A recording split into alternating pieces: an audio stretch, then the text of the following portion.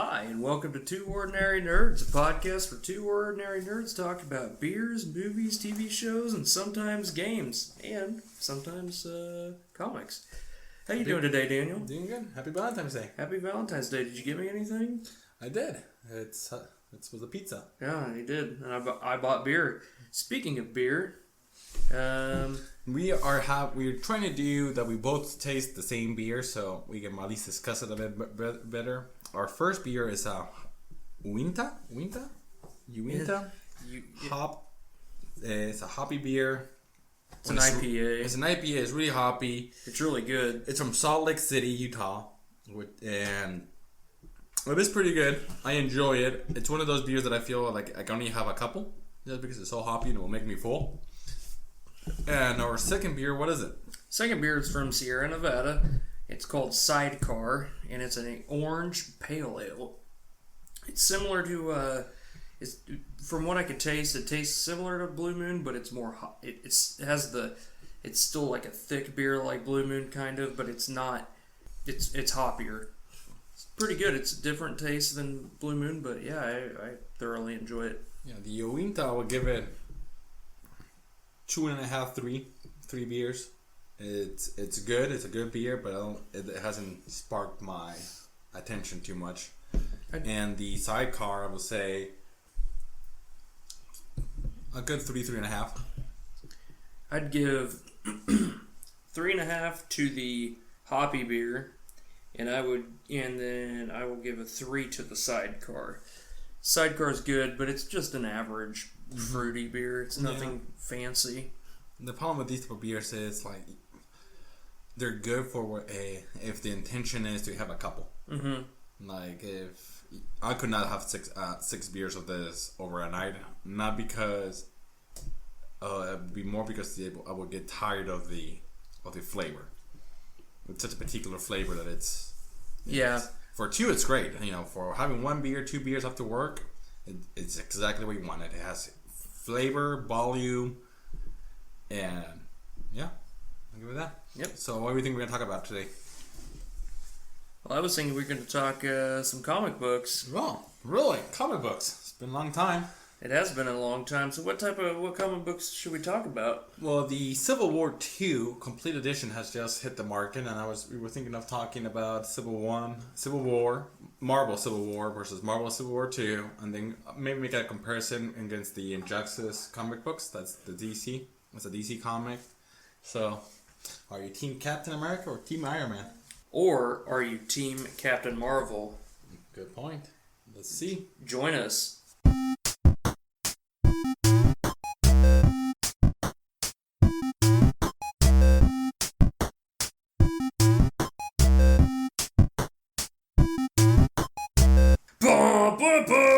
Sorry, I was trying to do some Avengers music and it just didn't work. But yeah, so well, let's just give some loosely based context. Civil War. You explain the Civil War 1, I'll explain Civil War 2. Sure. Civil War 1 is based off of it's the Mutant Act, correct? Because it's not the Sokovia Accords. No, in the movie it's the Sokovia Accords, but it's a different name in the comic, but it's the same. It's the same premise. The comic is based off of the Superhero Registration Act. So, in context, if you're a superhero, you have to register. And the reason why they came up with this is there is a TV show in the comic that follows villains, while these heroes in the show approach a villain that's a little too strong, and his power is an atomic bomb, and he blows up and he kills a school of children.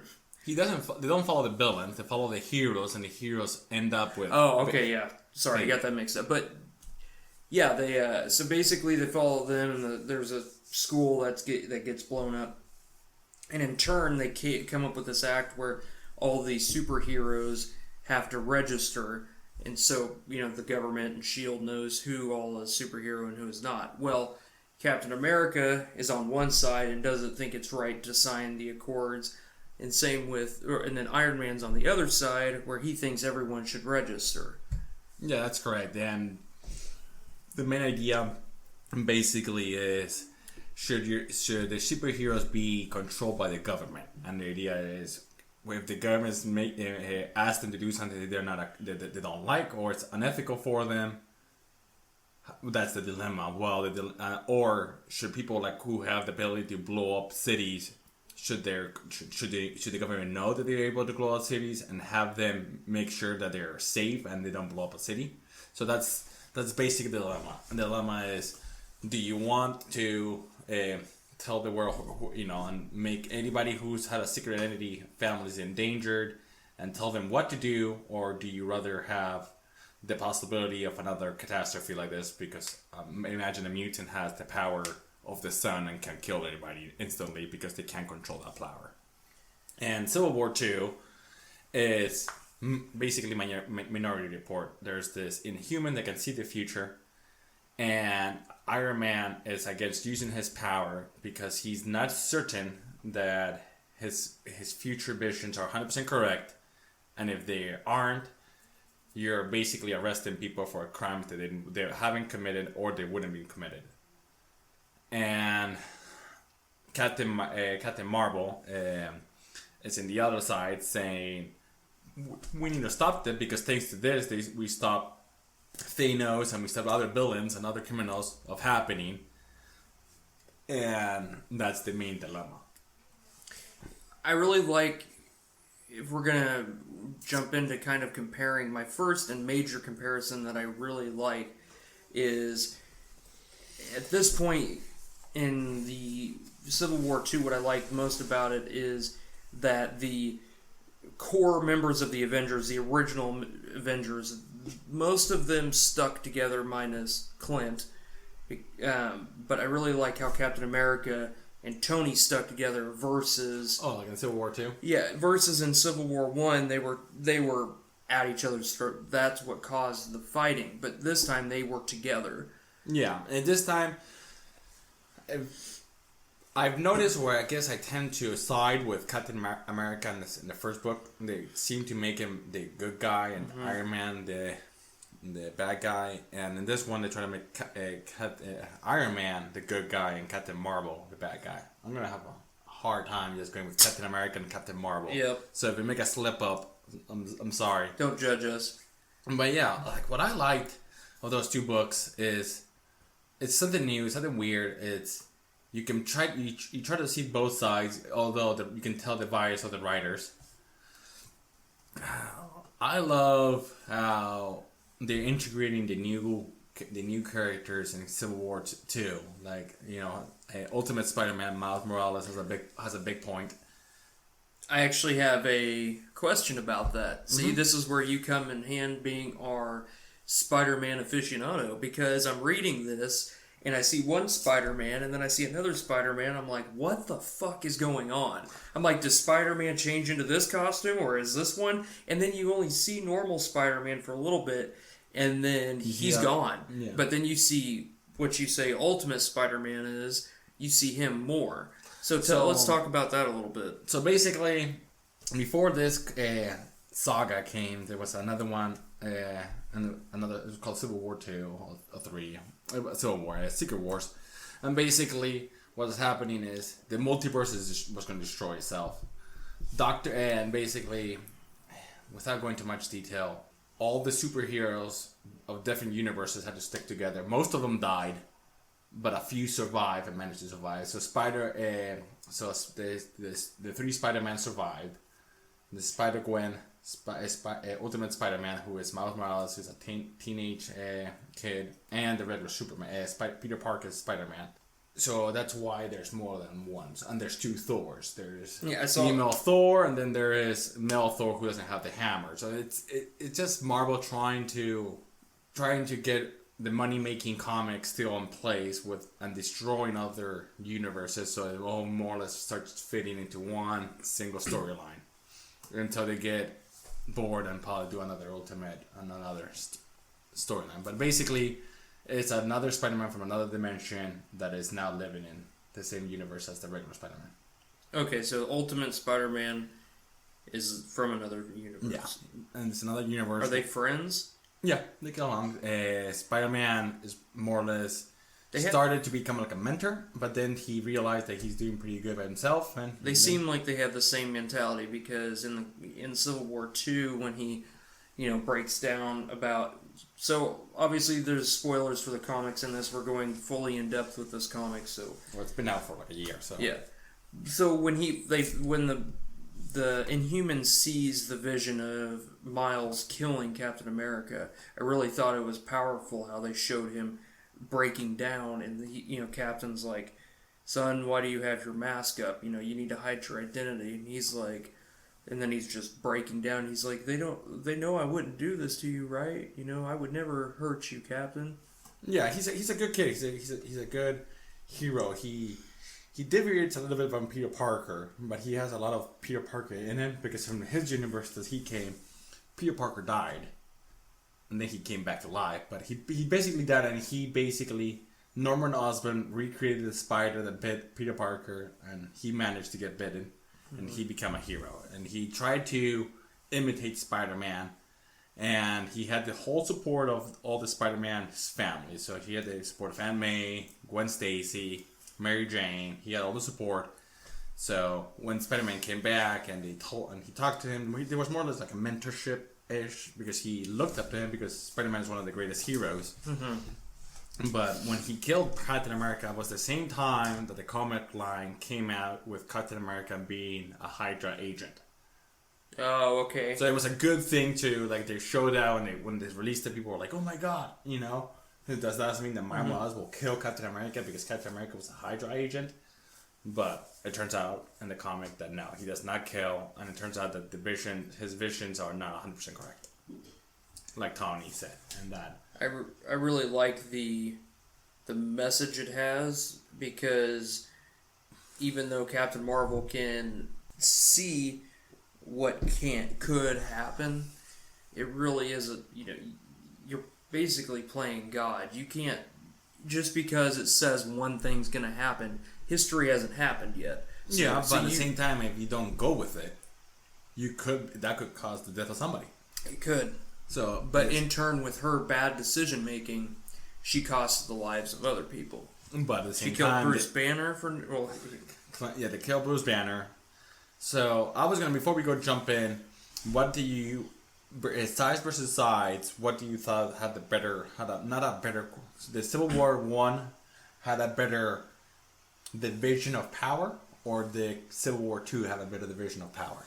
Civil War 1 had a better division of power, because in Civil War 1, I feel like they had, I really like how it split the Fantastic Four apart, and how it was a true Civil War. It split families apart, which is what Civil War, what happens.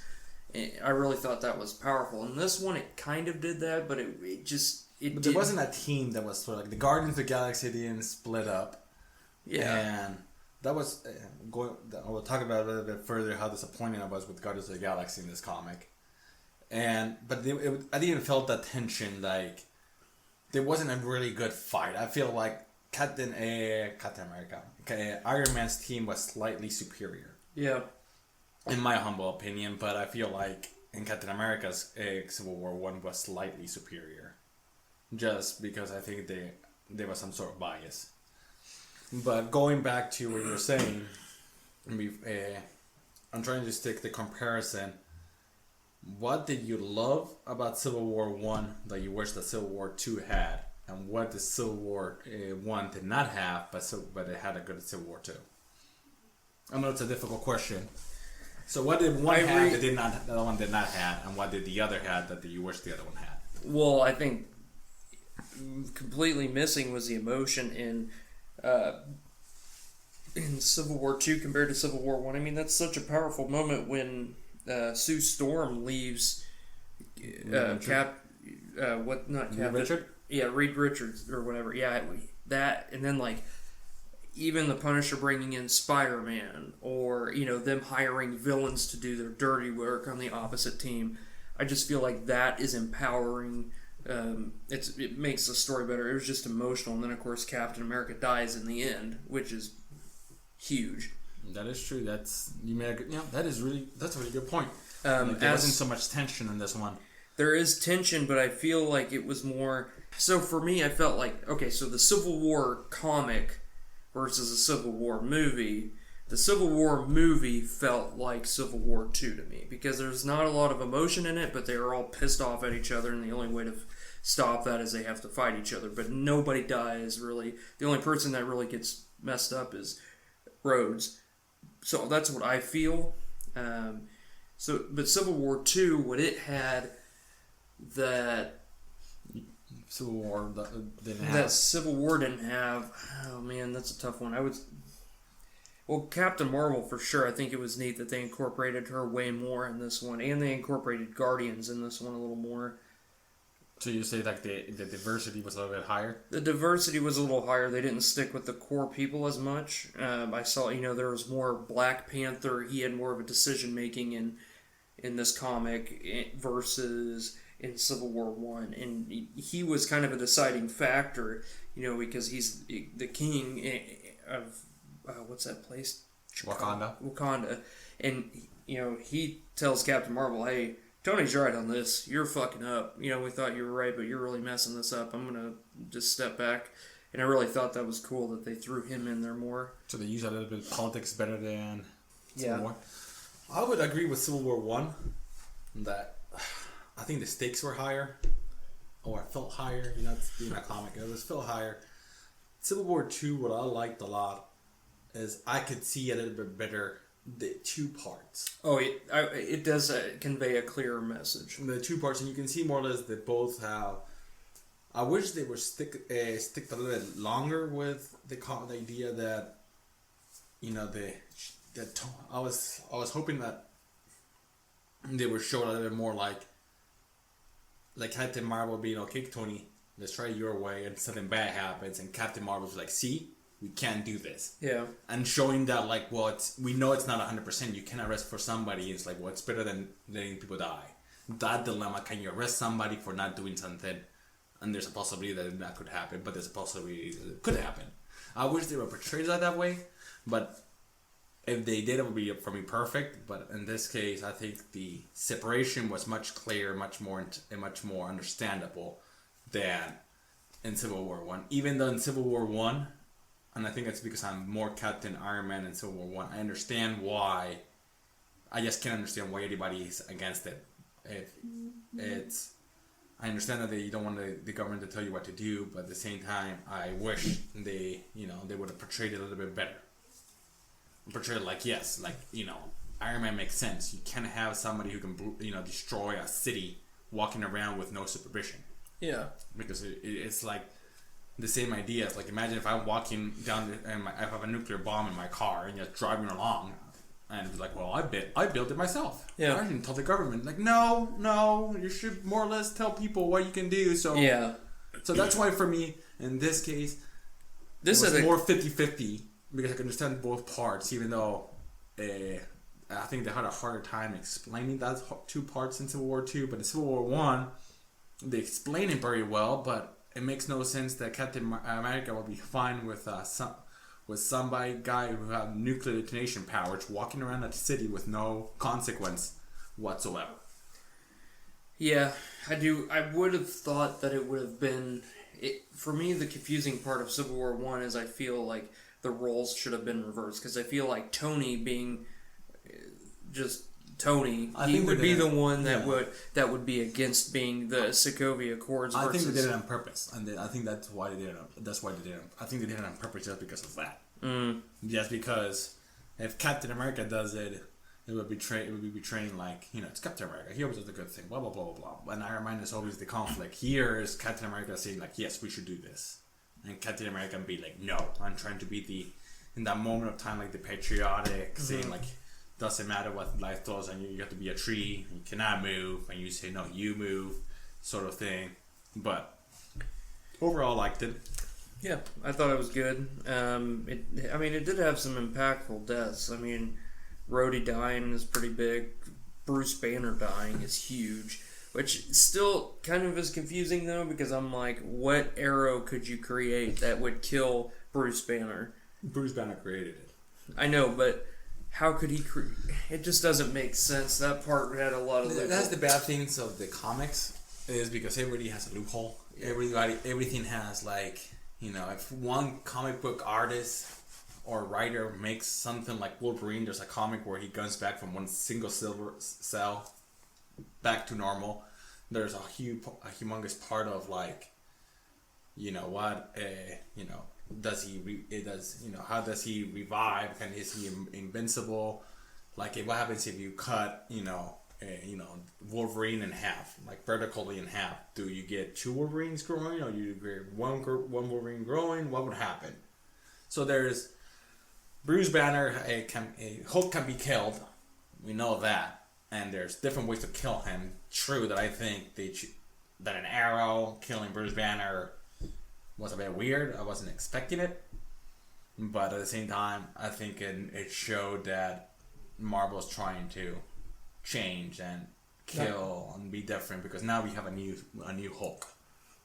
It's a new Hulk, and a younger version of Hulk with a different character. So, like, the same way as Spider-Man, and now there's Chow Hulk, who is a genius kid who can regain. He still has conscience when he becomes Hulk. He doesn't become a savage beast. Oh, okay. But none of the Hulks are as strong as the original in rage mode. That's kind of like an Old Man Logan, because Bruce Banner's kids can turn into Hulk, and they actually know what they're. In No Man Logan, Hulk's kids kill Logan's family. Yeah, but they know that they're in Hulk mode. Yeah. But to them, it's, you know, it's not Bruce Banner where he just goes batshit crazy and kind of knows, but like these guys actually know. It's kind of like Dr. Jekyll and Mr. Hyde in a sense. Yeah, it really is. I wouldn't kill Hulk. I think they kill Hulk for the same reason they kick Hulk out of the equation, because if Hulk is in the battle, it's one-sided. Yep. So it's easier to kill him or to send him to a different planet than to try to write him in the storyline. That's what I also thought was more powerful, and you'll agree with this, in Civil War I, especially when Daredevil's going into the... Oh, to the prison? Yeah, the prison. You know, Tony's putting his friends in a negative cell and basically into another universe, so they're not killing each other, but they're, you know, he's putting them in there, and, you know, they're all like, hey, thanks for turning your back on us. Just kind of like in the movie. I mean, Tony walks into the prison and they're like... But then it was not as good as in the comics. Oh, no, it wasn't. In the comics, Daredevil gives him a silver coin, and he basically symbolizing that he's Judas, that he's betrayed. You're the death of me. Yeah, but at the same time, I'm always with Team Iron Man in that battle. It's not because... It's not so much because they have to release you and show who your identity is. It's like in this world where anybody could be born and have, you know, destructive powers, you need to have them under check. Yeah. And you cannot have a private party doing that. Accountability, man. You can't go around destroying a town and then not be accountable for what you done, you know, what you did. Yeah, even if it's a mistake. Maybe it's the first time you experience mutant powers and you kill a school because you burn it to a crisp. Yeah. Or you burn a building under because you can't control your powers. Yes, you shouldn't be charged for manslaughter, but the hell, I'll be pretty pissed knowing so there's this kid that can burn a school in seconds and there's nothing, and you have done nothing. I think that's in a sense kind of why in Batman vs Superman, Batman would have been along the side of Tony, is because, you know, you have this superior being coming in and destroying an entire metropolis, and he doesn't have any accountability for what he did. Yeah, he's like, oh, okay, well, I saved you people from all this. Bruce Banner, not Bruce, Bruce Wayne's like, hey, yeah, okay, I see your point, but you did kill thousands of people. I think it was more or less Batman's point was if there's a small chance that he goes rogue, there's nothing we can do. Yeah. So we need to make sure that doesn't happen, sort of thing. And then he realizes that he's a good guy, and of course it's Batman and stuff like that. But for example, in Civil War and Batman vs Superman, I think they did a good job explaining both views, better than they did in Civil War. Because Civil War, it's like accountability. It's like, I don't want to say like that the kid they don't make a decision, but they can't just have them do willy-nilly whenever they want. Yeah. They did destroy a fucking town, and it was Iron Man's fault, and I can see why Iron Man was pushing it, because he feels remorse because he created it. But yeah, I would agree with that. I would agree. What do you thought about the Guardians of the Galaxy, actually the comics? Because I know you're a big fan of the show, but I don't think you've read a lot of Guardians of the Galaxy comics. I haven't. It was weird because Groot looks completely different. I mean, he's still a tree, but he looks different. It is hard to portray. I have to say, in favor of comics and movies, you cannot replicate the aesthetic of the comics in the big screen, because it doesn't look natural. Well, I mean, even like if you look at old Guardians of the Galaxy, well, even before they kind of created Guardians of the Galaxy, Drax was by himself, and Drax is just like this dude wearing purple armor and he's green, so he looks completely different. Like if you read Infinity War, he looks completely different. Yeah, so I mean, it's for me the look is not aesthetic. It's the fact that the Guardians of the Galaxy just went with Captain Marvel, not listening whatsoever to the facts. They just supported her, and then being 100% with her. I was disappointed in that because, I am a huge fan of that movie, and I was like, I really feel like Peter Quill would have been against that because, I mean, for one, he is from Earth, and I feel like he would have just kind of sided with Tony just because it's the right thing. I almost say it's not the right thing because it really is. It's a very delicate thing, because if you know that's going to happen and you knew it was going to happen, or you knew the possibility was going to happen and you didn't stop it, you would be pissed.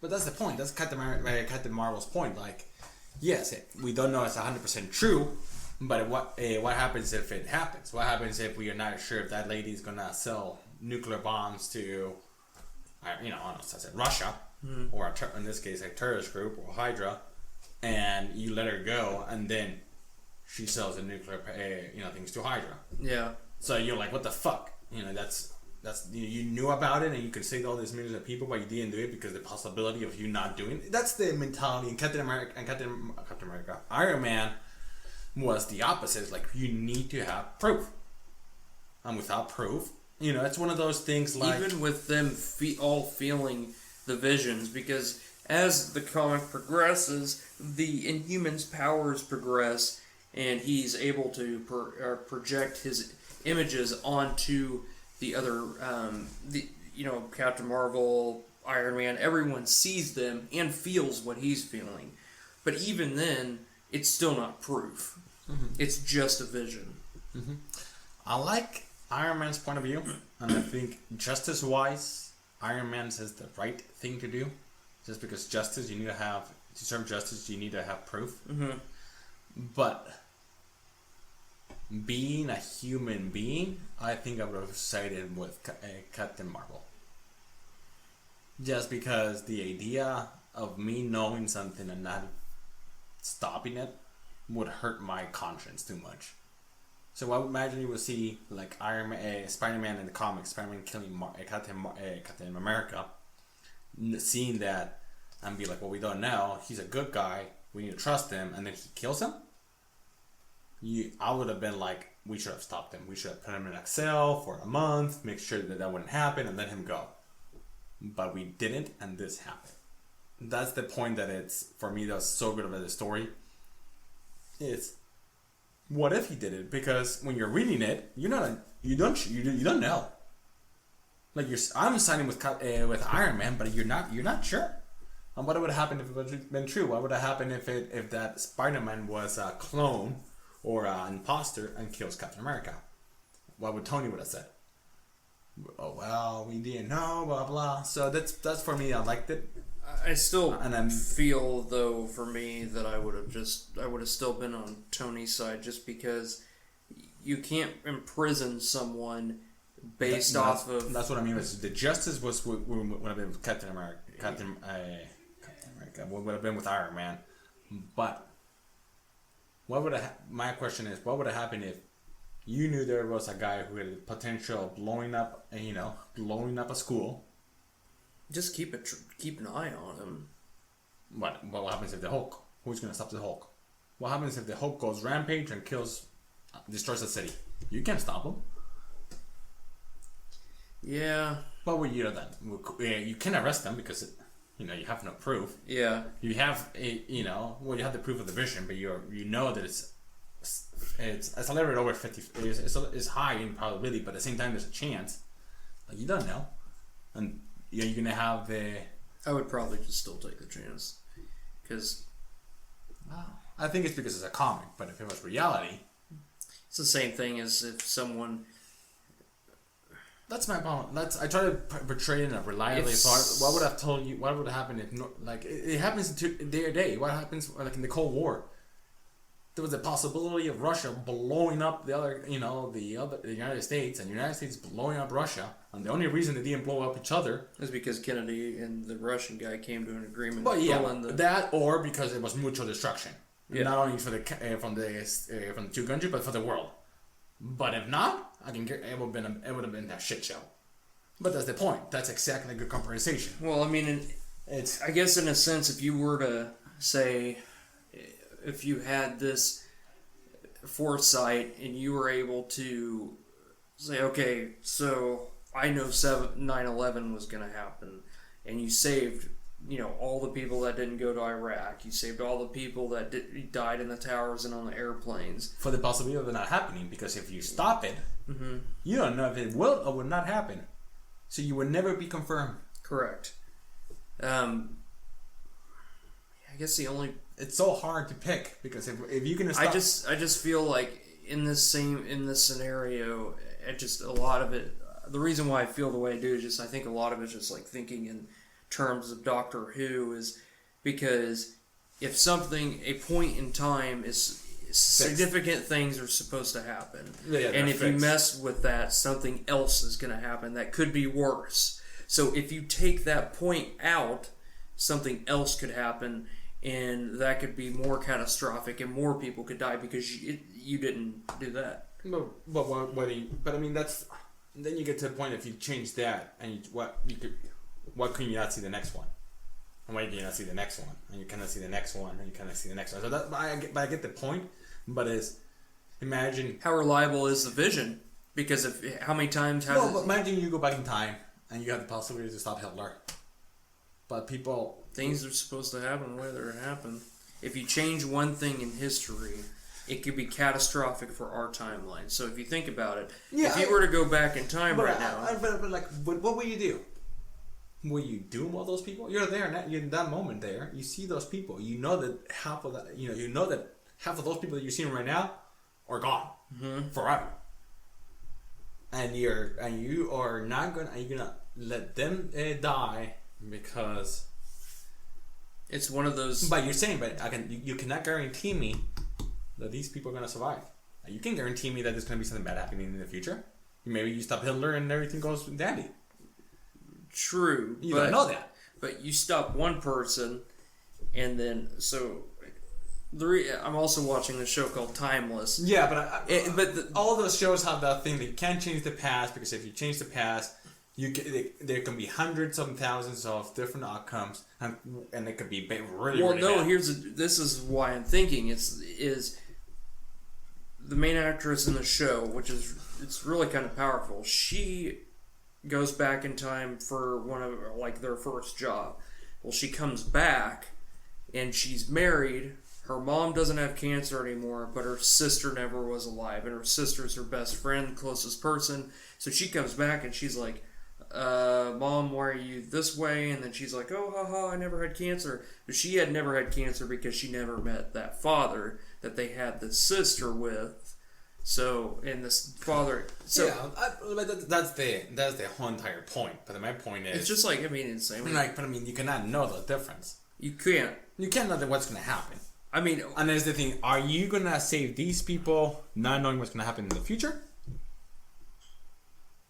Because that would be Captain Marvel. Or you're gonna see how it happens and see the outcome. And that's basically Iron Man.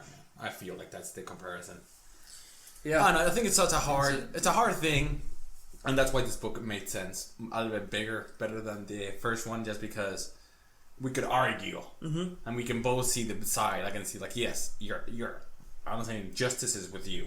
Justice is he hasn't committed the crime. You cannot arrest him. But are you gonna let it kill and distort the timeline in comic book sense, or are you gonna let it go? Yeah.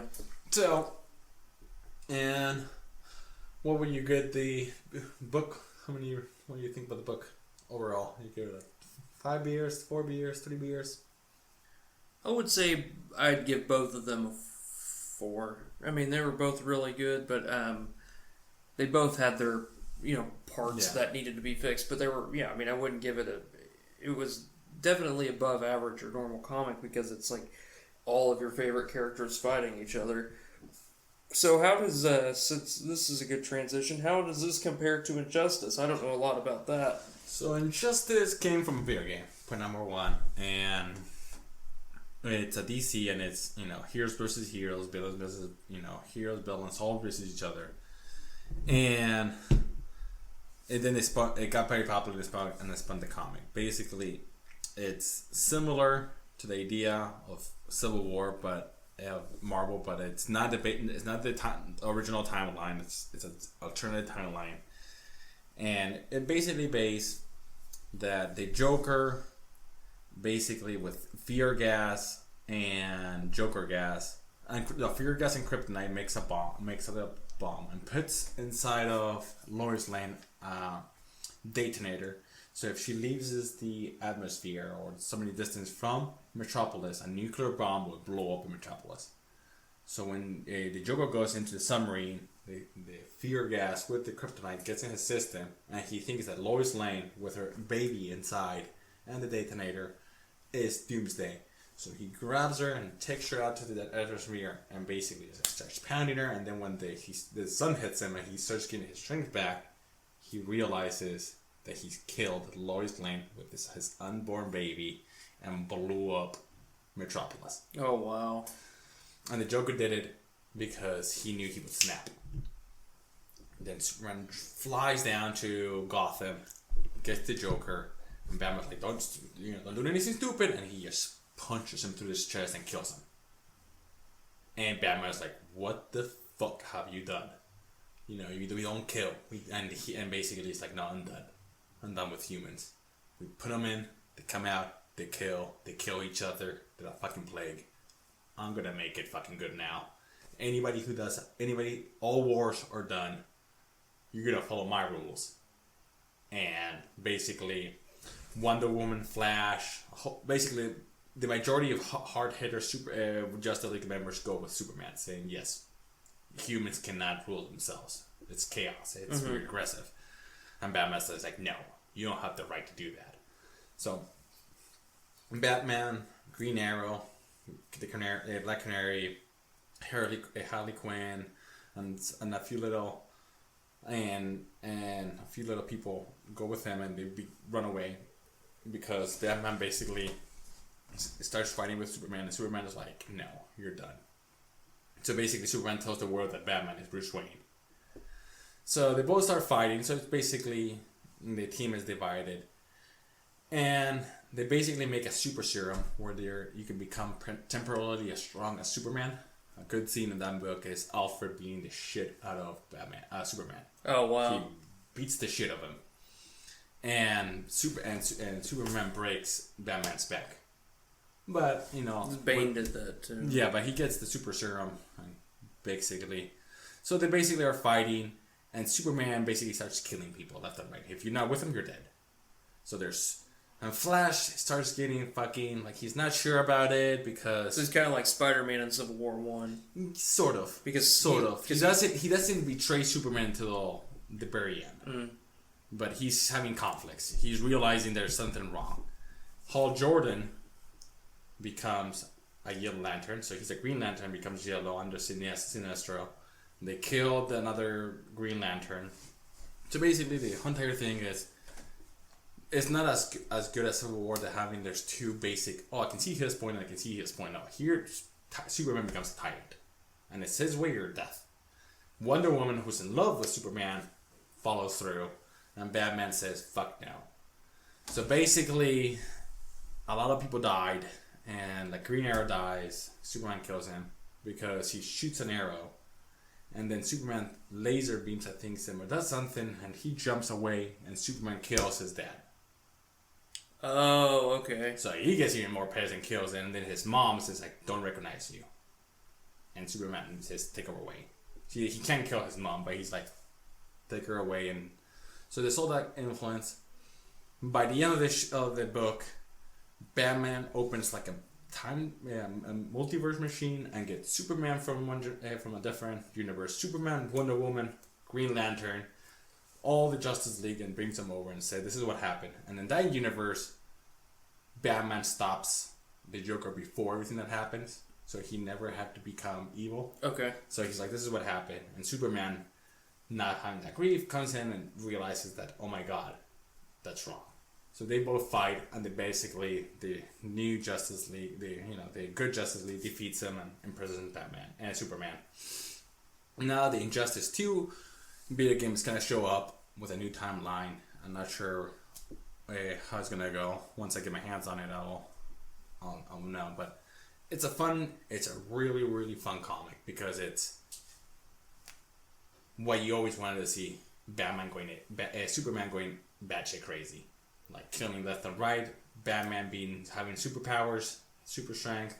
It's all fun. The difference is there's not two story where you can say, like, in the beginning you can see Superman's point, but he slowly but surely becomes more and more tyrant, and his appearance changes to more. His suit becomes more a more tyrant suit. He has a yellow lantern ring. Oh wow! So it goes from one of the I can't remember his name, the Green Lantern's one, but one of his deaths is awesome. So this guy is Guy Jordan? Guy Jordan? No, that's Hal Jordan, but the guy something. He's coming back home with his Green Lantern. He's a human. He's coming back, and Sinister stops him, and basically with a fleet of fucking yellow ring people, and they grab him and pull him from each arm and rip him apart. Like limb to limb, they rip him. Oh and wow! When they rip him, his ring is out. So he's a human in the middle of space and just dies. Holy shit, I'll have to read that. That sounds pretty good. One of the Wonder Woman has this boyfriend, who I don't remember his name is, the guy who's going to be in the movie. Mm-hmm. He basically kills him by snapping his neck with her... Like a lasso? That lasso, he's just like, clock! Oh wow. So it's very gruesome, it's rated mature, but... Does the video game have all that stuff in it? It has a storyline. It doesn't have the. Like, is it cinematics or is the comics better? The comics. Oh. The game is it's a good game. If you like Mortal Kombat, Street Fighter, it's a great game, and you get the storyline, but you don't get the. I feel like comics is better, but it's more in depth. Yeah, it's just like the comic is better for Walking Dead. I know you can find it online, and you can find it online. And it's a fun read. I suggest it. I like it. It's one of the few DC alternative storylines that I like. I like the main storylines of DC, and also a fan of the different universes as much as I am with Marvel. Mm-hmm. But this alternative universe was kick-ass. Yeah, I'll have to read that. I'm reading Infinity Gauntlet, which came out in the early 90s, which is what, for those who don't know, the movie Infinity War that's coming out is not based off Infinity War. It's based off the comic Infinity Gauntlet. Infinity War is a completely different story. It takes place after the Infinity Gauntlet War, basically. Mm-hmm. So, and it's about Thanos having the gauntlet and trying to seduce death. So, I think we're pretty much past this, so, I mean, we should talk about the big Daily Bugle news this week. I haven't got any. Have you? Yeah, the big news that was on Friday. What was it? The fact that Guardians of the Galaxy, Spider-Man are confirmed for Infinity War, which is amazing. If anybody hasn't went online and seen that video of them together, that's a great video. I saw, like, there's a part with Peter Parker. I don't know his actor's name, but I talked to you and I was like, he has a black suit underneath. I'm crossing my fingers, hoping it's the black suit. But you made a good point saying it looks like a... It's probably motion capture. Motion capture. It does look like a motion capture once you mention it. But he gets it in space. Spider-Man gets it in space, and wouldn't it be awesome that at the end of the Infinity Wars 1, he touches it and he's like, and he gets the Spider-Man suit, the black suit, the symbiote, a good way to get Venom into the mainstream. I really want Venom. Venom is amazing. The only thing that is there a movie between Spider-Man: Homecoming and Infinity Wars? Because I don't think they will use Venom in the second. Well, there's with Spider-Man, no, because it's summer. Homecoming, Infinity. No, it's Guardians, Homecoming, Thor. Well, wait up. I'm saying Spider-Man. There's no another Spider-Man movie in between Spider-Man and unless he shows up in Black Panther. No. Because I don't think they will. He wasn't in the roster for Black Panther, so no. Unless they don't show Spider-Man, I don't think so, because I don't think they're gonna use Venom as a second villain, or they have the Spider-Man. He gets the suit, he uses it, sees that it's bad, takes it off, it goes away, and he uses Spider-Man, defeats whoever Spider-Man 2 villain is, and then the third one it reappears as Venom, and the third one can be. That could be a good timeline. It makes more or less sense. He has it, he doesn't like it, he's becoming an asshole, he realizes it. They can more or less use the Spider-Man No More when Spider-Man doesn't want to be Spider-Man anymore. But he takes his Spider-Man is no more, is taking the Venom suit off and defeating the villain the right way, not the evil way. And then the Spider-Man goes to Brock, because Brock would be Peter Parker's bully in high school. It wouldn't make sense. Could make sense. Fingers crossed. Yeah, I'm just excited. Well, I'm pretty sure with Comic-Con coming this summer, I think they're going to announce everyone that's going to be in the movie, like have the whole cast come out for Comic-Con. But this was a nice gesture to just be like, oh, okay, let's give the fans a taste of what they want. Instead of making them wait. I think it was awesome that they're just like, okay, the Guardians are in here. I cannot wait to see Tony and Peter Quill communicate with each other and see how that's going to be awesome. Or see how Captain America and Peter Quill talk to each other. See how they react about a fucking tree that talks. That's just, I'm so excited for that movie. Yeah, and the Entertainment Weekly showed a couple pictures of the Stranger Things. Yep. And there's a lot of little things. We saw the new Walking Dead episode 1 come out. We're going to talk about the first 2 episodes and the John Wick and the movie Split. Yeah, we'll talk about all that next week. And so, see you guys next week. And if you want to follow us at twoordinarynerds@gmail.com, on Twitter, Facebook, and shortly YouTube. One day YouTube. Shortly. Also follow us on iTunes and Google Play. All right, cheers. Cheers.